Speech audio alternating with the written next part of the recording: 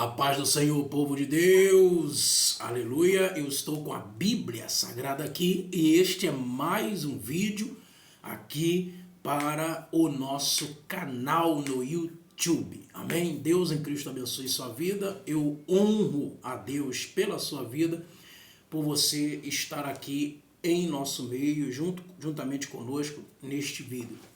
Nós vamos aí falar hoje, excepcionalmente, sobre os livros históricos, ok? Então isso será mais como se fosse uma aula, né? Uma videoaula, e não está diretamente ir direto igual geralmente a gente faz aqui no canal, ok?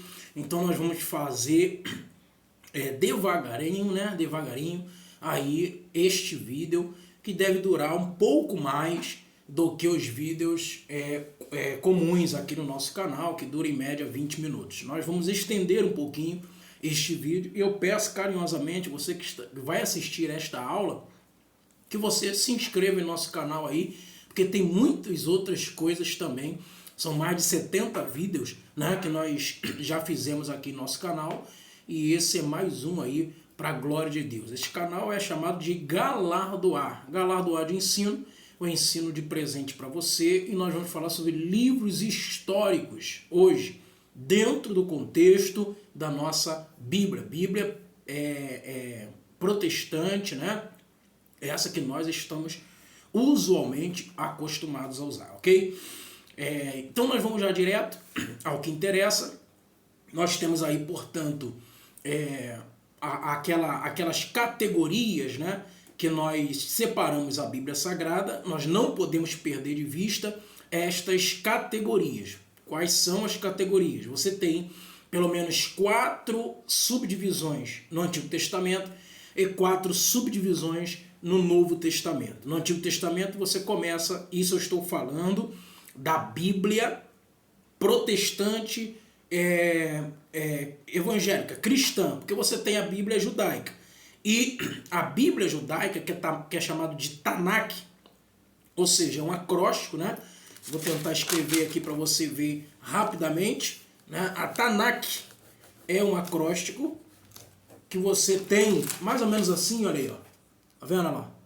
É a Tanakh, tá vendo? É um acróstico que você compreende, portanto, cada letra da Tanakh representa ali uma subdivisão no original hebraico, tá bom? Então Tanakh está relacionado diretamente no original hebraico. Então você tem ali a Torá, você tem ali também o Nebirim e o Keturim. O T de Torá, o N de Nebirim, o K de Keturim. Portanto, você tem Torá, é a lei, Nebirim, os profetas, e o Keturim, os escritos, diferente da nossa Bíblia, porque esta Tanakh é o Antigo Testamento hebraico, ok? Então, para a nossa Bíblia, nós temos, portanto, o Antigo Testamento, pronto, né? Dentro da divisão do Antigo Testamento, nós vamos ter, então, as subdivisões divididas em categorias. Então, você tem o Pentateuco, que é a Torá dos hebreus. Você tem pra gente o Pentateuco, você tem livros históricos, livros poéticos e livros proféticos. Então você tem o Pentateuco, Gênesis, Êxodo, Levítico, Números e Deuteronômio. Depois você tem os livros históricos, que é esse que nós vamos estudar hoje. Livros históricos: Josué, Juízes, Ruth, 1º e 2º Samuel, 1º e 2º Reis, 1º e 2º Crônicas, Esdras, Neemias, Esther. Você tem os livros poéticos: Jó, Salmos, Provérbios, Eclesiastes e Cantares. E, portanto, por derradeiro das categorias do Antigo Testamento, você tem, então, os livros proféticos, que dentro do seu bojo estão também subdivididos em profetas maiores e menores. Os profetas maiores é Isaías, Jeremias, o livro de Lamentações, que também é de Jeremias, Ezequiel e Daniel. E depois os profetas menores: Oséias, Joel, Amós, Obadias, Jonas, Miqueias, Naum, Abacuque, Sofonias, Ageu, Zacarias e Malaquias. Você tem o período, portanto, do período intertestamentário, ou período do silêncio, ou período ainda interbíblico, que abarca provavelmente 400 anos de silêncio profético, e você adentra o Novo Testamento com o mesmo processo. Para os judeus, o original hebraico, né? Para os judeus, considerados judeus messiânicos, você tem então a chamada Brit Hadashah. A Brit Hadashah é o Novo Testamento dos judeus, ok? Que também compõe ali os livros aí do Novo Testamento nosso. São correspondentes, ok?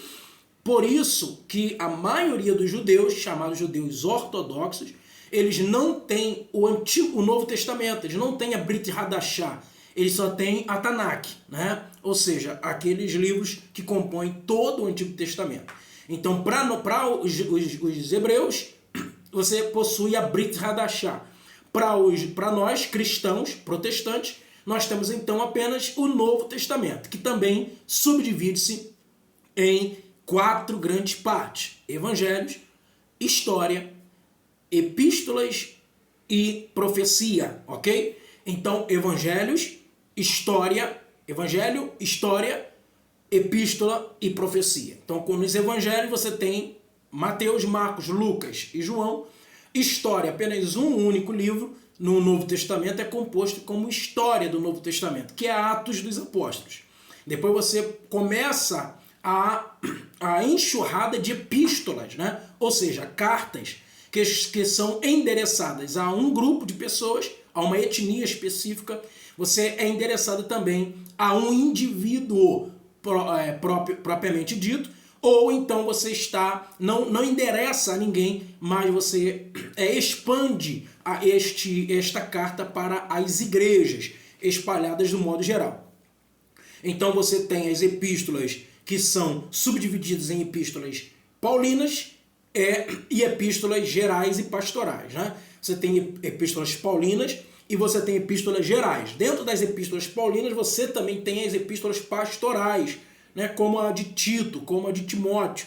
Mas você também tem epístolas pastorais dentro das chamadas epístolas gerais, que de certa forma Pedro, por exemplo, pode ser considerado uma epístola pastoral, mesmo sendo uma epístola mais geral, ou seja, ele não tem um grupo de igreja específico e nem um indivíduo específico, tá, ok? Como as cartas de Paulo, por exemplo. As cartas de Paulo vai de Romanos a Filemão. Então você tem Romanos, 1 Coríntios, 2 Coríntios, Gálatas, Efésios, Filipenses, Colossenses, 1 e 2 Tessalonicenses, Tito, 1 e 2 Timóteo, Tito e Filemão.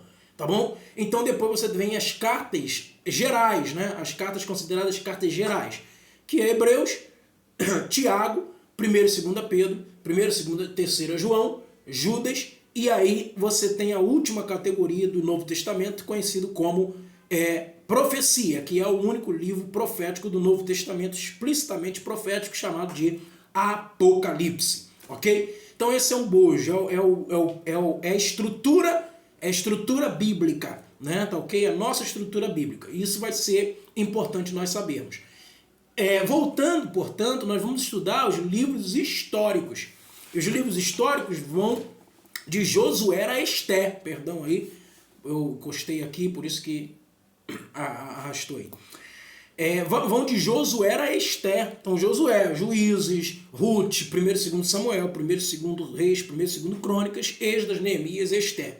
Então, nós temos aí estes livros que nós vamos paulatinamente aqui estudar, não todos, porque o tempo não nos permite, mas nós vamos estudar aí alguns pontos, né, elementares, pontos cruciais, pontos importantes que a gente precisa ter em mente dentro do contexto de livros históricos. Nós não podemos perder de vista que os livros históricos eles já começam posteriormente aos livros chamados de Pentateuco. Então, o que seriam os livros históricos, ou principalmente o primeiro livro, que é chamado de Josué? Ou seja, os livros históricos vão abarcar do período de aproximadamente 1000 anos, né? 1000 antes de Cristo, aproximadamente 1200 antes de Cristo, até por volta do ano 450 antes de Cristo. Então, os livros históricos abarcam este período, é quase que um milênio de história. A gente tem que se situar no tempo e no espaço. O tempo é esse. Você está em Josué, que está datando de aproximadamente 1200 anos, se a gente leva em consideração de que Moisés foi chamado por Deus no ano 1491, né, antes de Cristo, e que o povo sai do Egito neste período, tá? O povo sai do Egito neste período e vai então entrar no deserto e ainda vai viver 40 anos. Então nós temos aí em média, ou seja, o livro de Josué só começa com a morte de Moisés. Olha, Josué, Moisés, meu servo, é morto. Então o livro de Josué começa com a morte de Moisés. E quando é que Moisés morre? Aproximadamente 120 anos Moisés tinha quando faleceu, quando morreu. Se ele tinha 120, é só você fazer as contas basicamente, que o povo no deserto ficou 40 anos, o povo sai em 1490, 40 anos, 1430, não é isso? 1450, né? 1450, menos 120 anos ainda de que Moisés irá morrer. Então nós temos a média de 1200, 1250 a.C. para o início do período histórico, digamos assim, do Antigo Testamento. Os livros considerados livros históricos, ok? Então, nós temos a seguinte forma. Então vai de 1200, isto aqui é uma data aproximada, até o ano 1450, porque eu sei que o livro de Esdras, né? Esdras, Neemias, né? E o livro de Esther estão imbricados, estão unidos, estão juntos. Eu sei disso. Então, se eu sei disso, eu também sei que o Esdras, né, foi sacerdote, foi escriba, e ele foi o último, né, escriba, digamos assim, que reuniu os rolos existentes naquele período. Nós vamos chegar lá, não vamos falar. Então, ele está profundamente ligado, o livro de Esdras, ao profeta Malaquias, digamos assim. Né? Ele está muito profundamente ligado ao profeta Malaquias, que é o último profeta do Antigo Testamento. Se bem que a gente tem ainda uma perspectiva de Ageu e de Zacarias também, dada a volta do povo do cativeiro babilônico e então uma nova perspectiva ali de Zorobabel, de Josué, reconstruindo o templo que havia sido sucumbido por Nabucodonosor. Então essas datas eu sei. Então eu estou situado no tempo. Tá? Eu estou situado no tempo. E agora nós precisamos nos situar no espaço. Ou seja, que espaço é esse? O espaço geográfico. Ou seja, eu tenho que saber, eu tenho que entender que, segundo o pastor e professor Napoleão Falcão, 75% de toda a Bíblia está direcionado diretamente aos judeus, aos hebreus, ao povo de Israel. Então o Antigo Testamento é basicamente só Israel. Praticamente a história de Israel. Então aqui eu estou me situando no espaço. Alguém vai poder, mas a Bíblia só fala é porque a Bíblia só fala do povo judeu? Só fala do povo judeu porque a ênfase está relacionada diretamente com o povo judeu, com o povo hebreu israelita. Se eu não sei disso, tá? Se eu não souber isso, se eu não entender este processo, eu não vou entender o porquê que outras nações são faladas na Bíblia Sagrada, e nem pelo fato dessas nações serem citadas na Bíblia, elas são citadas na sua origem, na sua gênese, né? Digamos assim. Eles não são citados, obviamente, na sua gênese. Eles não são citados na origem, na construção de suas civilizações também. A Bíblia está falando sobre outros povos, mas a partir da relação desse povo com Israel, ok? a partir da relação deste povo com o povo de Israel, com a história do povo de Israel. Então, se eu sei disso, já é um bom caminho, né? Um bom caminho aí para evitar até certos erros, certos equívocos. Você quer ver, eu vou dar um exemplo aqui, né? Você tem, por exemplo, vários povos aparecendo no Antigo Testamento.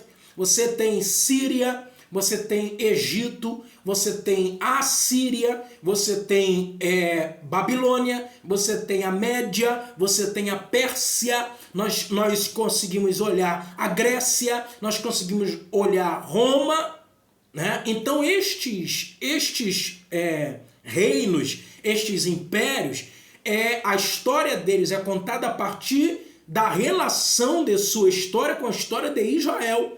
Então, por exemplo, se eu pego a Grécia, a relação da Grécia com Israel, né, a gente vai ver muito no período intertestamentário, interbíblico, que também faz parte da história de Israel, da história bíblica do modo geral. Então, só que o período intertestamentário está ligado diretamente ao ano 300 a.C., por ocasião da ascensão, proliferação da cultura helenista que foi feita por Alexandre o Grande, ok? Mas isso não implica dizer que a história da Grécia inicia-se com Alexandre o Grande, muito pelo contrário. A história da Grécia data de aproximadamente 800 a.C., tá? 800. Mas, no entanto, por que aparece somente ali? Aparece somente ali porque está relacionado diretamente com a história de Israel, ok? Portanto, o protagonista da trama bíblica no Antigo Testamento é Israel, os seus e as suas subdivisões com relação ao seu Deus. E é isso que nós vamos falar, nós vamos ver aqui também. A relação de Israel com o seu Deus e com os povos, né? Os povos ali que aparecem dentro do contexto. Você tem o Egito, que vai subjugar o povo de Israel, e o Moisés vai ser o libertador. Você tem o Egito por volta de 1600, com relação à história de Israel. Mas o Egito já data de 3.000 e poucos anos antes de Cristo, né? É uma história que entrelaça-se com os sumérios, com os acadianos, com os primeiros povos de civilização ahistóricos. O que significa ahistóricos? Significa povos que ainda não tinha uma história escrita, não estava escrito como o conceito de papel, de papiro, de pergaminho. Ainda não existia a escrita propriamente dito, e o que eles faziam era a partir de iconografia, tá ok? A partir de iconografia. Então, aqueles desenhos nas paredes, aquilo ali representava alguns símbolos daquele representavam expressões, tá? Expressões ali idiomáticas. Então, eles não tinham o conceito da escrita, o alfabeto, né? E tudo mais. Então, posteriormente é que vai aparecer, então, os alfabetos, tá? O alfabeto aí egípcio, o alfabeto sumério, né? Vão aparecer aí os alfabetos, portanto, ok? Tá legal até aí? Tá tudo tranquilo aí? Se você quiser deixar aí um comentário, mais alguma dúvida, né? Aí nos comentários aqui embaixo, vai ser de grande valia pra gente também, pra gente ir aprendendo junto, tá bom? A gente ir aprendendo junto. Então não deixa que isso aconteça, de você continuar com dúvidas até o presente momento, tá? Você está no canal Galardoado Ensino, o ensino de presente para você, e isso é para a gente um privilégio muito grande estar contribuindo, de certa forma, em certa medida, com o seu crescimento cognitivo. Então nós vamos identificar justamente isso. Então estabelecemos o tempo, tá? E estabelecemos o espaço. O tempo, aproximadamente 1000 anos de história, se levarmos em consideração o ano de 1250, que com Josué, né, 1300, 1250, né, a data não é precisa, até o ano 450 com Esdras. Então, por volta de quase 1000 anos de história, abarca os livros, chamado na divisão da nossa categoria, livros históricos.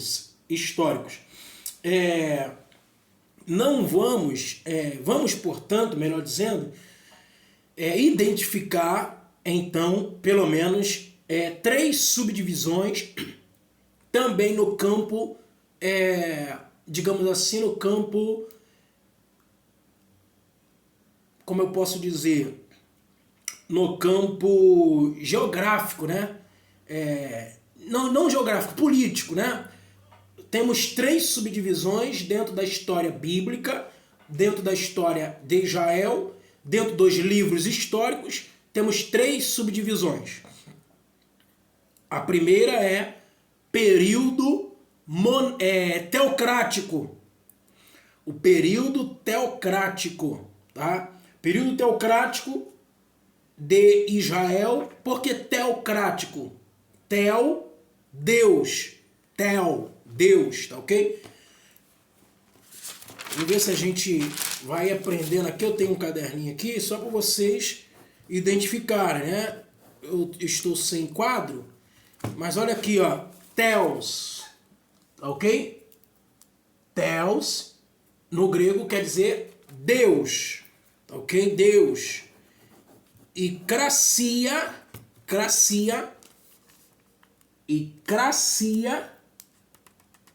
quer dizer governo. Então, o período teocrático quer dizer o período em que Deus era o governante supremo de Israel. Que período era esse? Período desde que as promessas foram sendo feitas aos patriarcas, né? A promessa, por exemplo, a Abraão, a promessa a Isaac, a promessa realizada e feita para Jacó, né? A promessa realizada e feita também para José, e assim por diante. Os patriarcas, desde os patriarcas, nós temos, portanto, o conceito aí de teocracia, ok? E vai adentrar a teocracia até o período que a gente chama período de Josué.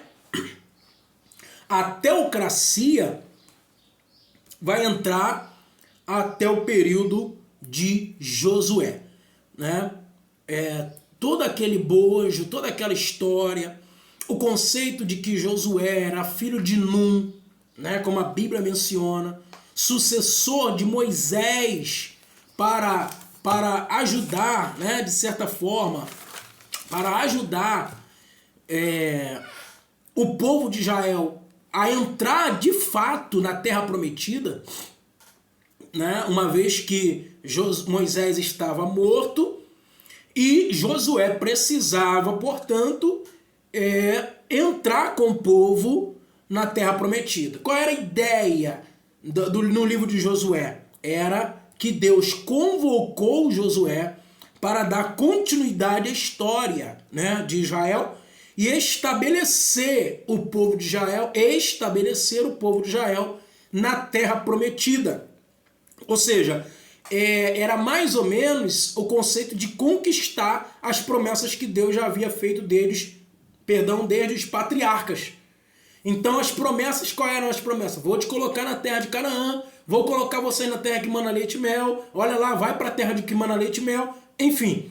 Então esse era o objetivo principal de Josué, fazer com que o povo se estabelecesse, em Canaã. Estabelecendo-se em Canaã, é claro que nós sabemos muito bem que em Canaã você não vai chegar, vai começar a comer ali as uvas, né? Que os espias lá em Números, lembra? Os espias vão trazer os cachos de uva, né? Um desses espias, inclusive, era até Josué, o outro era Caleb, né? Nós conhecemos a história que veio 10 espias daquele e, infelizmente, trouxeram notícias más, olharam apenas para o infortúnio, olharam apenas para os percalços, né? As situações adversas e não olharam para a promessa. E Josué e Caleb olharam e disseram: subamos animosamente, possuamos a terra que o Senhor já nos deu por herança, né? A terra que o Senhor já nos deu por herança. Então isso foi fundamental para que o povo se estabelecesse na terra. Agora, quando se estabeleceu na terra, o que é um estabelecimento? O que é uma estabilidade, né? Ou seja, é o assentamento tranquilo das tribos, dos clãs, né, digamos assim, dos povos que ali estavam separados por tribo. Nós vamos perceber, inclusive, que é Josué quem vai dar, quem vai colocar, inclusive, as subdivisões das terras, né? As terras serão subdivididas,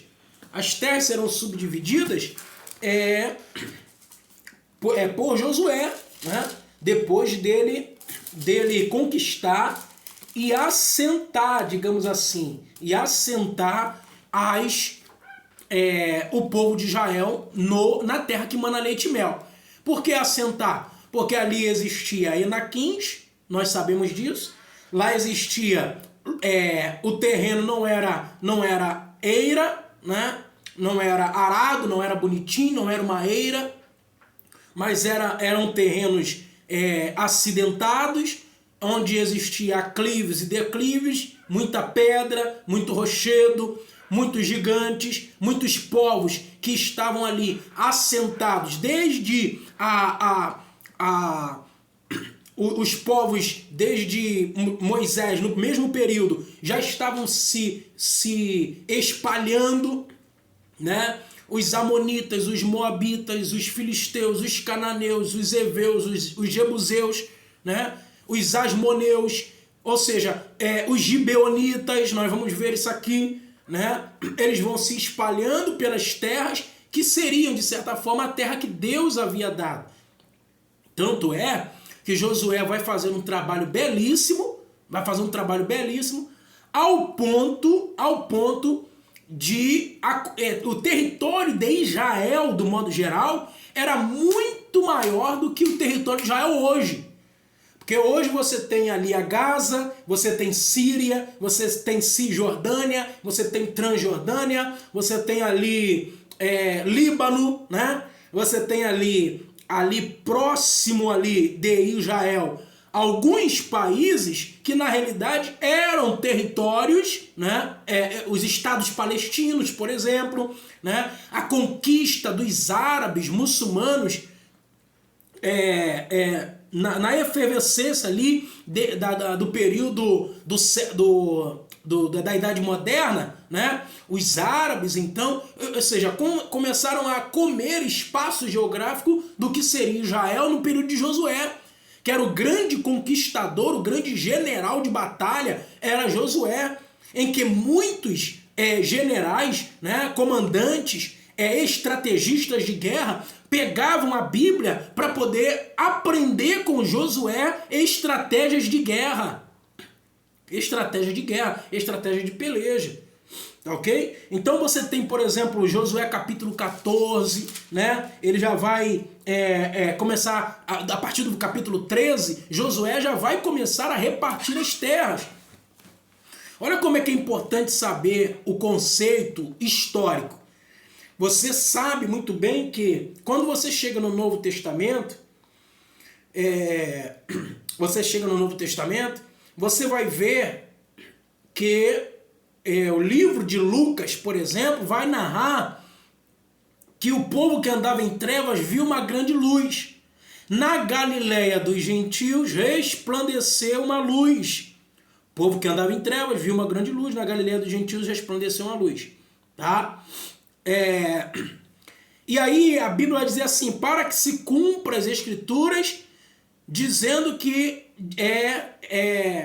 terra de Zebulon e Naftali, cidade marítima, vai vir a grande luz de lá. das terras de Zebulon e Naftali.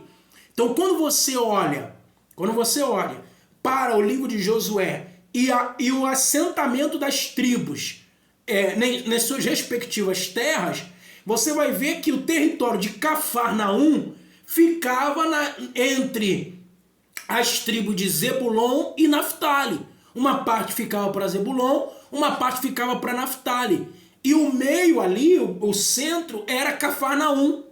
Então, por isso que a gente vai identificar a seguinte situação. Nós vamos identificar que ali não estava falando de Belém de Judá, porque Belém já é outro território que não compreende o território de Zebulon e Naftali. Tá dando para entender? Então a subdivisão aqui em Josué vai fazer a gente compreender textos do Novo Testamento. Então nós vamos compreender que Jesus vai sair de Cafarnaum. Por quê? Porque ali não estava falando do seu nascimento, mas estava falando do início do ministério. O nascimento de Jesus é em Belém de Judá. Todo mundo sabe disso. Agora, o início do ministério, ele vem de Cafarnaum, porque ele vai comprar uma casa, né? Vai aparecer ali a infância, a adolescência, quando Jesus chega de fato ali na sua maioridade, digamos assim, né? Que os judeus têm esse conceito de maioridade diferente, né? Aos 12 anos de idade já, ele passando pelo ritual do Bar Mitzvah, né? Ele é o filho da promessa, o filho do mandamento. Ele vai então, ele já está sendo levado para o mundo como preparado para assumir responsabilidades aos 12 anos, tá? Assim eram os judeus do primeiro século. Então Jesus, ele vai comprar uma casa, né? Alguns estudiosos vão entender que Jesus vai angariando valores financeiros a partir da carpintaria e vai comprar uma casa numa cidade marítima chamada Cafarnaum, tá? E você tem alguns textos, por exemplo, no livro de João, né? No livro de João, capítulo 1 mesmo, no capítulo 2, você vai ver os discípulos perguntando: mestre, onde moras? E Jesus vai falar assim: vem ver. Ou seja, ele vai mostrar onde ele morava. Ou seja, Jesus tinha uma casa, mesmo que esta casa não era tanto usada por ele, porque ele quase não ficava em casa. Tanto é que Marcos 2 vai dizer: soube-se que estava em casa. Quem é que estava em casa? Jesus, estava na própria casa dele. E aquele paralítico que desceu pelo telhado, a casa era de Jesus, né? A casa era de Jesus. E o telhado foi tirado para que o paralítico pudesse descer, e por causa da multidão que soube que Jesus estava em casa, ou seja, era algo atípico, Jesus quase não ficava em casa, ele andava muito, ele pregava, ele ensinava, ou seja, então a casa de Jesus era em Cafarnaum. Quando Jesus sai de Cafarnaum e se mostra no seu ministério, aí sim, ou seja, a Galileia do gentil, porque Cafarnaum faz parte da Galileia. E Galileia dos gentios, ou das gentes, né? Das gentes, porque ali era um local de grande passagem, né? Israel, do modo geral, ele está geograficamente muito bem colocado por Deus no entrecruzamento de três grandes continentes, né? Continente asiático, europeu e africano. Então nós temos, né? Nós temos muito aprendizado, digamos assim, da história de Israel, da história do modo geral, ok? Então, essas são as questões. Você tem, então, Josué vindo e repartindo terras entre as tribos. Você tem Josué assentando o povo, tanto na travessia do Rio Jordão, que você já conhece, né? O povo atravessa o Rio Jordão em pés enxutos.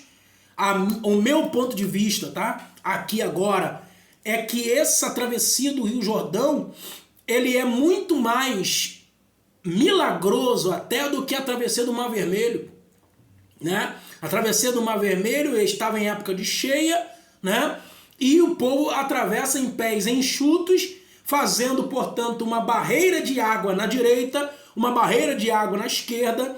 O vento seca o caminho e o povo, com quase 3 milhões de pessoas, passa com Moisés até o outro lado do canal de Suez.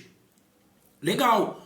Agora, o Rio Jordão não. O Rio Jordão, você sabe que tem, todo o rio tem a sua correnteza, sua corrente, né? Que obviamente o rio procura, a corrente do rio, né? Procura o mar Mediterrâneo, né? Você procura sempre o oceano, o mar. Todo o rio deságua. Vou colocar 95% dos rios deságuam nos mares. Então a sua descendência, digamos assim, a sua queda, você pode perceber que a queda está procurando o melhor caminho para desaguar no mar, neste caso o mar Mediterrâneo. Então nós vamos identificar que o Rio Jordão é um dos poucos rios, né, que não desagam no mar, né? O Rio Jordão, ele nasce lá no Hebron, lá no Hermon, melhor dizendo, né? Lá no Hermon, você tem ali no Salmo 133 isto profundamente ocultado, tá? Salmo 133, você nasce lá no Hermon, Rio Jordão.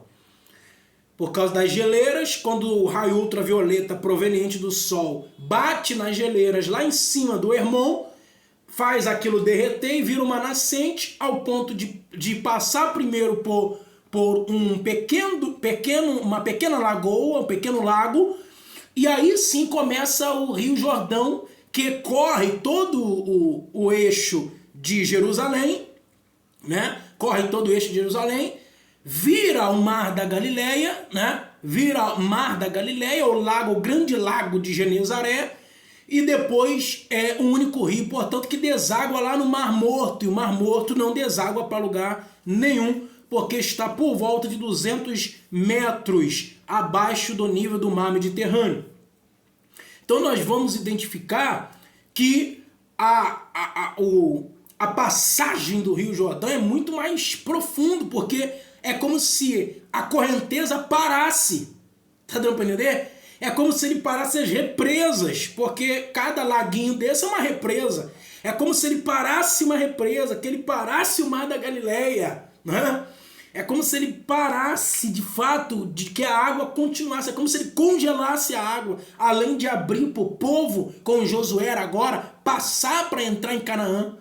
Então o milagre é ainda muito maior. Então o povo passa, já tem a primeira dificuldade, que é a dificuldade de Josué, que é de circuncidar os novos, porque a gente sabe que Deus mata no deserto todos os homens de 20 anos para cima e só fica de 20 anos para baixo para entrar na terra prometida, porque Deus não mente, né? A sua palavra disse que o povo de Israel iria entrar em Canaã, e o povo entrou, só não foi os mesmos indivíduos, porque a promessa é para o povo de Israel. A promessa da terra prometida é para o povo. Isso aqui é profundo mesmo, porque o povo entrou na terra e não os indivíduos que receberam de primeira mão a promessa, mas o povo entrou. Qual povo? O de 20 anos para baixo, crianças praticamente, porque ainda estavam iniciando o seu ministério, iniciando a sua vida com Deus, né? E ainda não estava com aquele enraizamento dos deuses pagãos, das murmurações dos mais velhos. Isso é muito sério, porque a promessa da volta de Jesus para levar a sua igreja para o céu é para a igreja. Isso vai acontecer. E eu espero, e nós esperamos, que nós como indivíduos, né, subamos nesta safra. Porque senão, meu irmão, nós vamos perecer neste deserto se continuar murmurando, fazendo aquilo que não convém. Nós vamos perecer nesse deserto, e quem vai entrar no céu serão outras pessoas que não serão a gente. Assim como o povo de Israel recebeu a promessa da terra prometida, mas o povo que murmurou ficou todo no deserto, morto, e quem entrou foram outras pessoas, assim também a igreja precisa entender que Jesus está às portas e que a promessa é para a igreja. e aquele que se inserir como igreja de Cristo pertencente ao seu corpo, ao membro do corpo de Cristo, cujo Cristo é o cabeça. Ok? Então isso é muito importante nós avaliarmos. Então você vai ter aí Jericó, você sabe muito bem que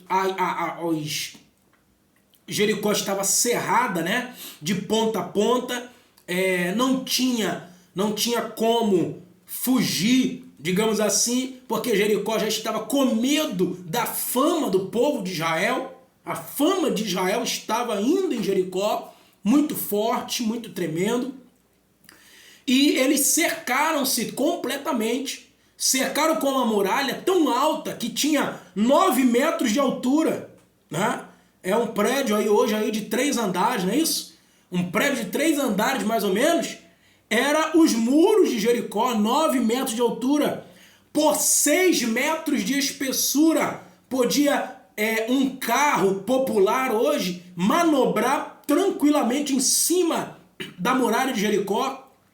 Era tão tranquilo que Raabe morava em cima da muralha, né? Raabe tinha uma casa em cima da muralha, para você ver a espessura desta muralha. Ou seja, e Deus vai fazer com que dentro de 13 voltas o povo de Israel, a muralha ruísse, caísse e o povo de Israel ganhasse ali a cidade de Jericó. Então nós temos ali também a cidade de Ai, né? Jericó capítulo 6, a cidade de Ai capítulo 8. E nós temos, por exemplo,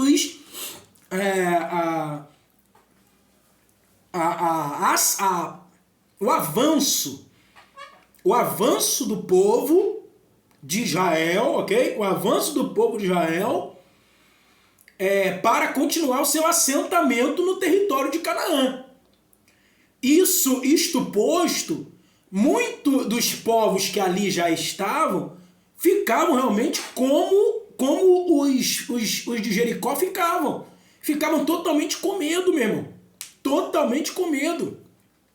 E olha só que interessante, eles ficavam com tanto medo que houve uma situação em que os da casa de Gibeão, isso você encontra em Josué capítulo 9, os da casa de Gibeão, de certa forma, tentaram enganar Josué, colocando, portanto, trapos de pano, né? De pano. Trapos velhos, pano em cima. Eles tentaram ali, como diz o versículo 4 em diante, o versículo 4 de Josué capítulo 9, eles tentaram ali, com astúcia, fingiram serem embaixadores de um outro reino muito longe, né? Eles fingiram serem embaixadores de um reino longe. Engraçado. Aí eles chegaram diante de Josué, diante do povo, com esse jeito, com odres de vinho velho, né? Remendados, para poder dizer o quê? Eles moravam, na realidade, Gibeão morava pertinho da onde o povo de Israel já estava. Morava pertinho. E eles estavam com medo. Os versículos seguintes, lá os versículos finais, a partir do 23, 24, 25, 26, 27, eles vão dizer que, na realidade, eles estavam com medo de morrerem. Eles estavam com medo de morrerem por causa da fama que o povo de Israel tinha de chegar e matar. Eles sabiam o que fez no Rio Jordão. Eles sabiam o que Deus fez contra Jericó. Eles souberam o que fizeram com o rei de Ai, com o rei de Jericó. Então eles ficavam com medo. O medo os fizeram enganar ou tentar enganar Josué, né? E eles tentaram enganar Josué. Mas no final, obviamente, que o nosso Deus ele não vai deixar que nós fiquemos enganados por muito tempo. No final, ele vai, portanto, compreender que, na realidade, aquele povo, ele estava com medo de Josué, né? E do povo de Israel. E então os gibeonitas acabaram ficando sendo escravos de Israel para não morrer. Para não morrer, Josué fez um juramento, o povo de Israel, os príncipes de Israel fizeram um juramento pelo Senhor, e quando você se jurava pelo Senhor, você não podia voltar atrás naquele juramento. Quando eles ficaram sabendo que os gibeonitas enganaram, né, eles não podiam matar, mas também eles então ficaram, portanto, ali sendo construtores de rachadores de lenha e tiradores de água. Os gibeonitas ficaram sendo escravos de Israel, sendo chamados de rachadores de lenha e tiradores de água. Então por que Josué, qual foi a tentativa de enganar Josué? A tentativa foi que eles tentaram aí serem embaixadores, fingiram-se embaixadores, né? Tiraram sacos velhos sobre os jumentos e odres de vinho velho e outros e remendados, e nos pés sapatos velhos e remendados, e veste velha sobre si, e todo o pão que trazia pelo caminho estava bolorento, ou seja, estava estragado, para mostrar realmente que eles estavam vindo muito longe, né? Quando na realidade eles moravam ali por perto mesmo, e ele sabia que ia ser desbravado todo aquele território pelo povo de Israel. Ok? Então era nesse sentido aí. Josué é um livro extraordinário, né? É um livro extraordinário. Depois nós vamos ver aí a batalha em que o sol e a lua são detidos ali. Nós vamos ver isso no capítulo número 10, né? Nós vamos identificar a partir do capítulos 12, 13, 14, as divisões da Bíblia, as divisões das cidades, né? Que nós acabamos de falar ali, por clã, por tribo, que Moisés já tinha repartido e mandado que repartisse lá atrás, antes de sua morte, e Josué é quem vai fazer isso. Caleb vai ficar sabendo disso, inclusive vai reivindicar para si o seu território, né? Nós vamos ver justamente isso, ok? Então é basicamente isso aí. A gente não pode ficar aqui muito tempo em apenas um livro, tá? Que são 13, né?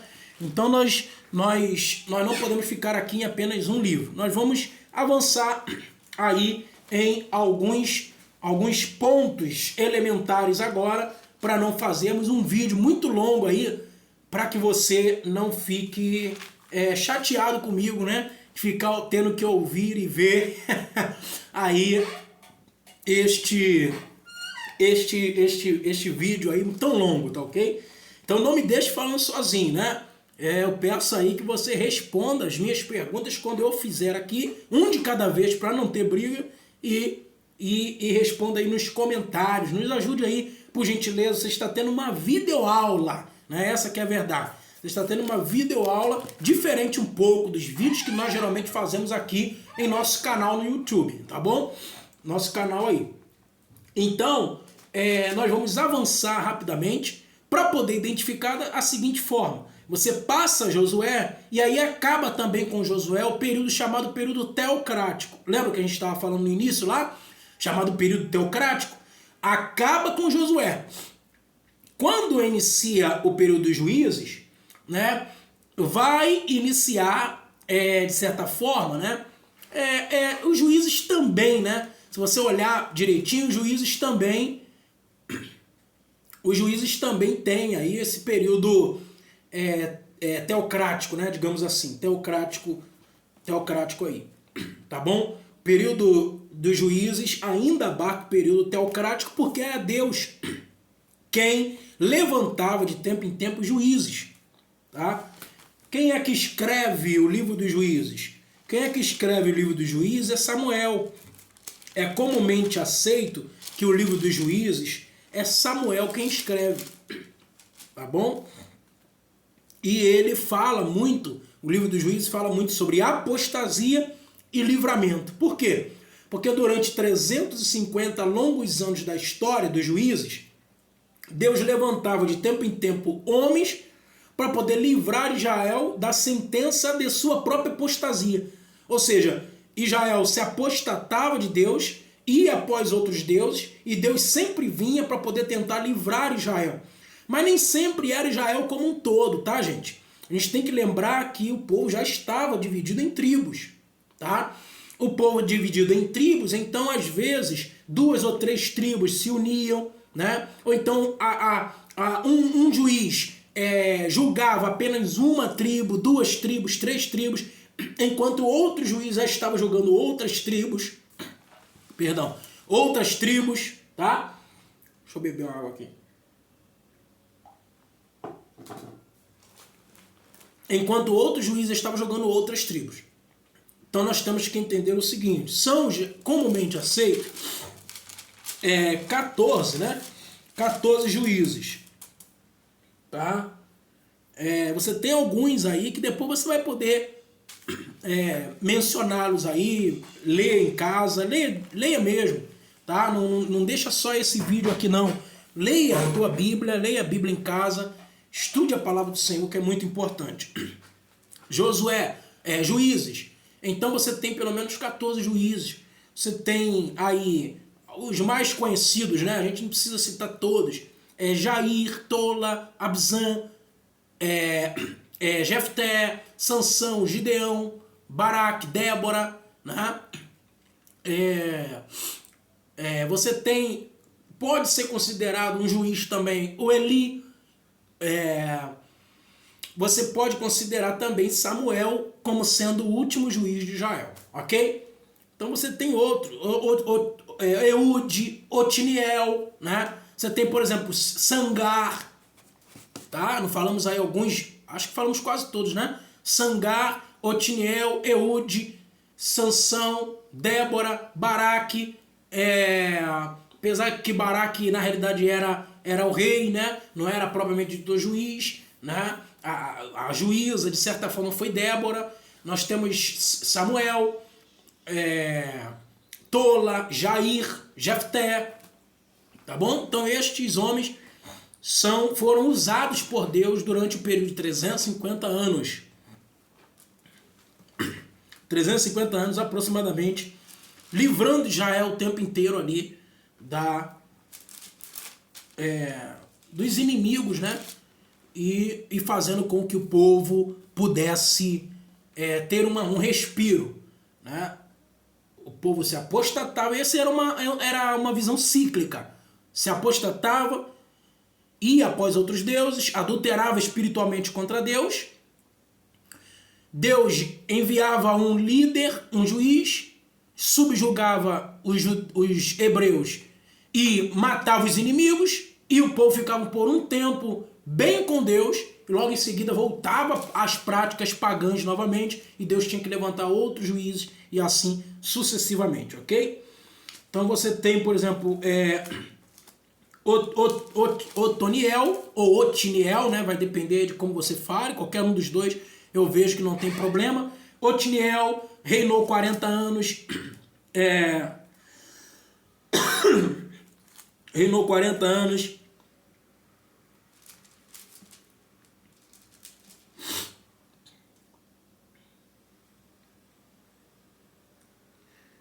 Eude reinou 80 anos, né? Reinou 80 anos. Você tem, por exemplo, Débora, 40 anos também. Enfim, Gideão, mesmo período, 40 anos. Então nós temos alguns nomes importantes aí, ok? Avançando aí, você tem o livro de Ruth, tá? Você tem o livro de Ruth, que também de certa forma, funciona ali como uma introdução ao livro de Samuel. Quem escreve Ruth também é Samuel, tá? Então você tem Samuel escrevendo Juízes e Ruth. Por ele ser o último juiz, ele tem, pela tradição oral, muita história antiga, então ele coloca isso no papel. E Ruth é só para identificar que também outros povos têm acesso a esse mesmo Deus, ao Deus de Israel. A Ruth, inclusive, era uma moabita, que depois vai casar com Boaz, e que vai entrar na genealogia de Jesus, ali no Novo Testamento, em Mateus capítulo 1, como a descendência de Davi também, tá? Como descendência de Davi. Na realidade, a ascendência de Davi, porque veio antes, né, de Davi. Mas a árvore, a linha genealógica, o viés genealógico davídico, né, de realeza, para mostrar que Jesus era rei, Mateus precisou escrever isso aí também. Ok? Então nós temos Ruth. E nós temos Samuel, que vai entrar de fato num governo teocrático monárquico. Tá? Essa é a segunda parte do governo, teocrático monárquico. Quando é que vai durar o teocrático monárquico? Nos 3 reis do Reino Unido de Israel. Os 3 reis do Reino Unido de Israel serão considerados ali a subdivisão, e quem fala sobre a subdivisão não sou eu. Quem fala sobre a subdivisão é Eugene Merrill. Eugene Merrill. Tá bom? Aqui, ó, na História de Israel do Antigo Testamento. Se você conseguir comprar, isso vai ser importante. História de Israel do Antigo Testamento, Eugene Merrill. Tá bom? E ele vai falar sobre essas 3 subdivisões dos livros históricos.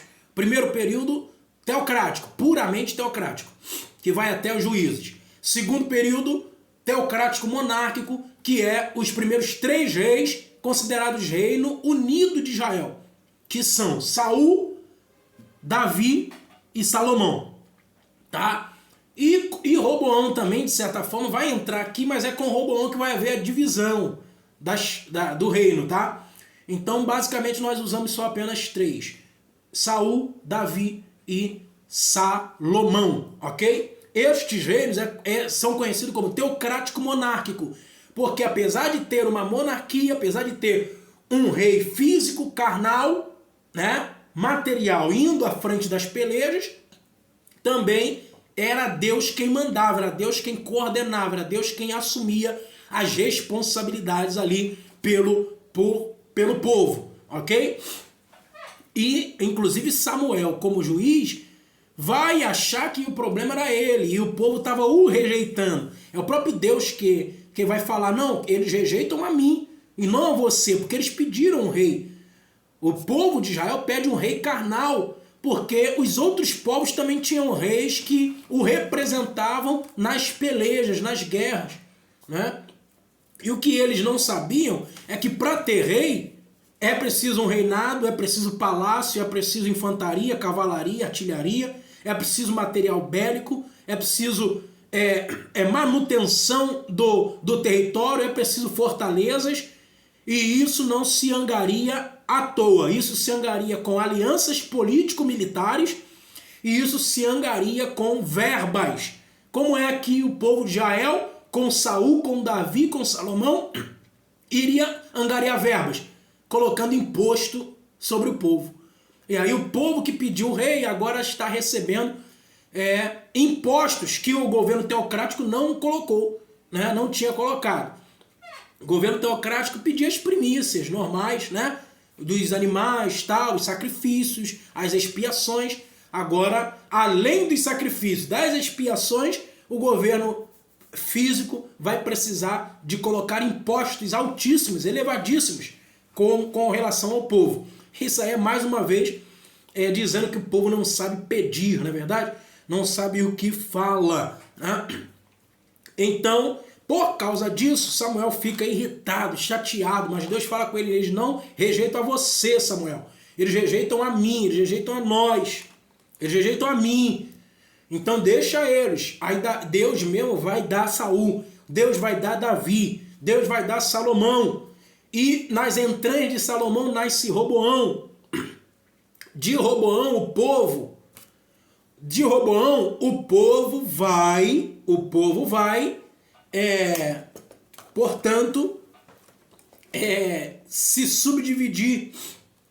Vai haver ali briga, né, racha, entre aqueles que estavam no Reino Norte e aqueles que estavam no Reino Sul, ok? Reino Norte vai estar agora sendo chamado de Israel e o Reino Sul vai ser chamado de Judá. Portanto, o Reino Sul abaixo, né? Reino Sul aqui embaixo, Reino Norte mais acima, ok? Reino Norte vai ser chamado de Israel. E a partir daqui, nós não podemos fazer confusão quando a Bíblia trazer, ou trouxer, melhor dizendo, quando a Bíblia trouxer a expressão Israel, você precisa entender que Israel é esse. Será que é o Israel geral ou é o Israel como 10 tribos? Tá ok? e depois o reino sul aqui embaixo, cujas duas tribos é Judá e Benjamim. O reino sul vai ter como capital Jerusalém, sempre foi, cidade de Davi, Judá, tá ok? E o reino norte vai ter como capital, primeiro Tisra, né? Tisra vai ser capital do reino norte por algumas décadas. Depois o rei Onri, tá? O rei Onri vai fundar a Samaria. E Samaria vai ficar sendo chamado de Reino Norte. A partir daqui, os judeus puros do Reino Norte vão começar a se misturar por alianças políticas, casando-se com mulheres estranhas que Deus não deu aval. Deus proibia casar-se com mulheres estranhas. E começou-se a se misturar muito, muito, muito, ao ponto, inclusive, de fazer uma capital de adoração para eles, que era no Monte Gerizim. E no Reino Sul, a capital de adoração era o Templo de Salomão, que estava lá já. Para que o Reino Norte não pudesse descer ao sul para poder adorar, eles fundam uma capital de adoração, um templo de adoração no Monte Gerizim. Dada esse propósito, então vai haver uma separação, uma divisão entre Reino Norte e Reino Sul, entre os judeus e entre os samaritanos. Aqui mais uma veia para nós entendermos, por exemplo, João 4, no Novo Testamento, né? Em que Jesus vai ter uma conversa com a samaritana e a samaritana vai dizer: nossos pais adoram aqui neste monte, vocês dizem que é para adorar lá em Jerusalém. Ou seja, a mulher está reivindicando a história deles, né? Eles vão se misturar tanto, os samaritanos se misturaram tanto, que até fundaram uma nova lei, aí o Pentateuco samaritano, né? Aquilo, ou seja, a Torá samaritana, vamos botar assim, em que há algumas diferenciações da Torá judaica. Justamente por causa desse racha, dessa briga, dessa picuinha entre irmãos. A história de Israel sempre trouxe isso, né? Isaac e Ismael, Jacó e Esaú, né? Sempre brigaram entre si, e algumas brigas dessas estamos vendo até os dias de hoje entre os árabes, muçulmanos e os judeus de origem israelita, né? Judeus de origem israelita. Então nós temos muito estes problemas até aos dias de hoje, para você ver o que pode causar uma divisão, uma separação lá atrás, ao ponto de vir até os dias de hoje. Só que Jesus, quando veio no Novo Testamento, ele veio para tentar mudar essa concepção. A mulher samaritana, por exemplo, ele tem um diálogo para mostrar que, na realidade, judeus e samaritanos não precisavam ficar separados. Quando Jesus faz a parábola do bom samaritano, que a gente chama de bom samaritano, né? Essa parábola é para mostrar que os judeus, como sacerdotes levitas, não fizeram aquilo que deveria ser feito com o rapaz que acaba de ser assaltado e estava meio morto no chão. No entanto, quem é que ajuda? O samaritano. Ou seja, para tirar da mente dos judeus esta visão distorcida dos seus próprios irmãos conterrâneos. Tá dando para entender? Vai haver outras parábolas, por exemplo, os 10 leprosos, né, que foram curados por Deus, e apenas um volta para agradecer, e esse um era samaritano. A Bíblia vai dizer claramente que esse um que voltou era samaritano. Ou seja, era para mostrar que não era para ter divisão, separação, intriga, contenda entre eles, mas que Jesus veio para fazer aquilo que Ezequiel já estava profetizando. Olha, eu vejo duas madeiras. Uma está escrito Efraim e a outra está escrito Judá. Eu mesmo, diz o Senhor dos Exércitos, vou unir as duas. E vão ser novamente um só povo, um só Deus, um só Senhor. E vão adorar um só Senhor, a um só Deus. Então essa era a ideia de Jesus ter vindo no Novo Testamento. Mas para entender isso é necessário entender os livros históricos. Por isso que a gente está tomando aqui um pouco mais de tempo para mostrar para vocês isso aí. Tá bom? Nós já estamos encaminhando para o final, um pouquinho mais de paciência, né? Conosco aí, mais paciência por gentileza, conosco que vai ser uma bênção, né? Vai ser uma bênção aí para nós. Então, você tem, por exemplo, o livro de Samuel, para a gente avançar aí na história, o livro de Samuel sendo aquela transição, né? Aquela transição entre o período dos juízes e o período dos reis. Por isso que ele é chamado de livro da transição, inclusive. É como se fosse um joelho, né? É a dobra. Já dizia Yosef Akiva, Samuel é a dobra, é o joelho, né? Que faz separação entre um período e outro. Por isso que o período teocrático termina para entrar o monárquico teocrático. Ou seja, é o período de transição, é o período de mudança, né? Mudança na história de Israel, ok? Então nós temos aí o primeiro e o segundo Samuel, inclusive aqui é só a nível de conhecimento mesmo. Todo livro que tem dois, primeiro e segundo, no Antigo Testamento, seria bom que você falasse, quando você recebesse sua oportunidade, né? Falasse, porque você é um seminarista, você é um estudioso de Bíblia, você está fazendo o básico em teologia, e o básico não está relacionado a algo que é subalterno, muito pelo contrário. O básico é a base. É por isso que é básico. Base é os pontos elementares da teologia. Você precisa ver agora. Se a sua base estiver corrompida, quando você chegar no bacharelado em teologia, você vai estar corrompido. Então isso é importante nós entendermos. A sua base precisa estar bem estruturada, para que não haja corrosão e para que não haja problema na estrutura. Quando tu chegar lá em cima, que tiver muito conhecimento, tudo isso pode vir abaixo, porque a sua base não foi bem sucedida. Então a base é importante. Então eu vou ensinar aqui, até você a falar, quando você receber sua oportunidade, você falar, quando você abrir em 1 Samuel, você precisa falar primeiro Samuel, no masculino, primeiro. Por quê? Porque Samuel, tudo que está no Antigo Testamento é livro, né? Para você não precisar falar primeiro livro de Samuel, você só fala primeiro Samuel. Não se fala primeira Samuel. Estaria errado, tá bom? Estaria equivocado. Não significa que se alguém falar, né? Você vai levantar o dedo lá na igreja, né? E vai falar, meu irmão, tá errado, é no masculino. Não precisa falar isso, né? Não precisa dizer isso. Mas para você que é um estudioso, que é um seminarista, que está no básico em teologia, que vai estudar até o bacharelado em teologia, você precisa identificar que tudo que está no Antigo Testamento é livro. Tudo que está no Novo Testamento é epístola. E pelo fato de ser epístola, está no sentido feminino. Aí sim você pode falar 1 João, 2 João, 1 Pedro, 2 Pedro, né? E assim sucessivamente. Agora no Antigo Testamento não, é no masculino.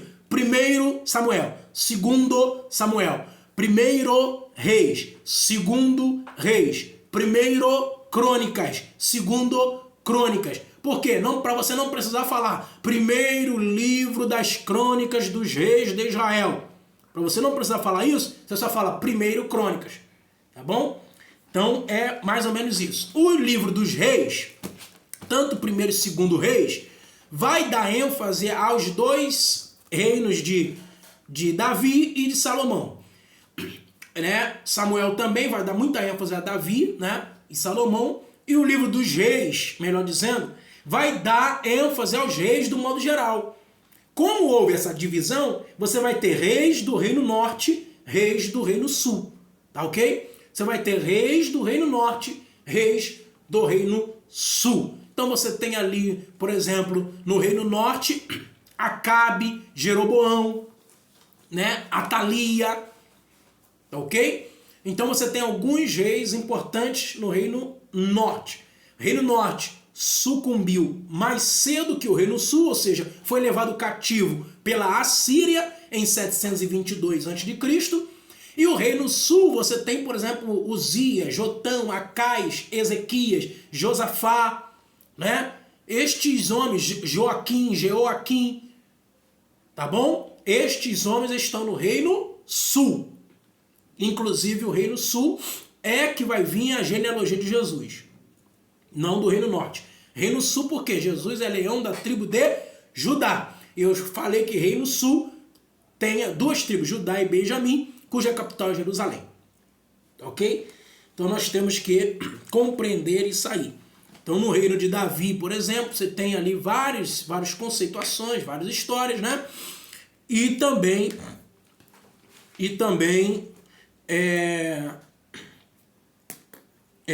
você pode, né, de certa forma, compreender aí no reino de Davi que tinha, né, aquela ocasião da questão dos reis, dos exércitos, né? Você tinha Joabe, por exemplo, lá no reino de Davi você tinha Joabe como capitão da guarda, ou seja, ele era o líder, né, o comandante do exército de Davi, né? Inclusive foi ele quem vai matar Azael. Joabe vai matar Azael porque não queria perder o posto, né? E acabou juntando, né, o útil ao agradável. Ele não quis perder o posto de exército, de comandante de exército, e acabou matando aí Azael, ok? Azael. E outras histórias, né? O conceito do pecado de Davi e tudo mais. Nós vamos avançar aqui para não ficar muito longo, ok? Para não ficar muito longo aí. Você tem crônicas, né? Você tem crônicas. O que são as crônicas? É mais ou menos a repetição de tudo aquilo que você viu em Reis, com alguns acréscimos, alguns adendos importantes ali. Por isso você precisa ler também crônicas para entender a história de alguns reis. Porque quando você lê Reis, você pode ler a expressão por acaso os restantes dos editos do rei tal não estão nos livros das crônicas dos reis. Então o que seria crônicas? É o livro de memórias, tá bom? Crônicas são livros de memórias, ok? Então você tem aqui, depois de crônicas, o nosso livro de Esdras. Situando-se no tempo e no espaço, você já tem Esdras. Então, Esdras e Neemias, inclusive, dentro daquela subdivisão que eu falei da Bíblia hebraica, ó, eles são um só livro. Vocês sabiam disso? Esdras, Neemias é um só livro na divisão hebraica. Na nossa Bíblia que separa. Na nossa Bíblia que separa, ok? Esdras e Neemias, um só livro. Por quê? Porque eles estão imbricados. Eles só têm 13 anos de diferença entre um e outro. Primeiro chega Esdras, primeiro chega Neemias, né? Na realidade você tem 3 levas, né? A gente não falou aqui do subjugamento. 722, a Assíria vai levar Israel, o Reino Norte, cativo para a Mesopotâmia. Em 605, você conhece que Nabucodonosor vai entrar em Jerusalém, sitiar Jerusalém. E vai levar em 3 levas também. 605, 597, 586. Nessa de 586, leva todo o povo para a Babilônia. Ok? Para a Babilônia. Mas no regresso, também regressa em 3 levas.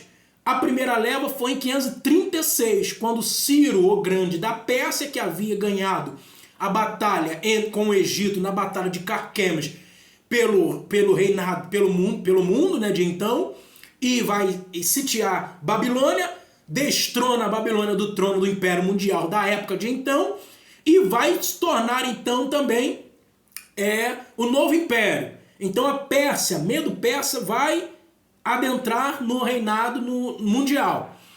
E a Pérsia, com Ciro, vai libertar o povo, fazer com que o povo de Judá volte do cativeiro. Volte do cativeiro babilônico. Quando ele volta do cativeiro babilônico, então, em 3 levas, tá? Ele deixa voltar em 536, ele volta com Zorobabel, Josué, né? Aí tem aqui, por exemplo, os profetas Ageu, Zacarias. Zorobabel vai fazer a reconstrução do templo, não tão suntuoso quanto o templo de Salomão, né?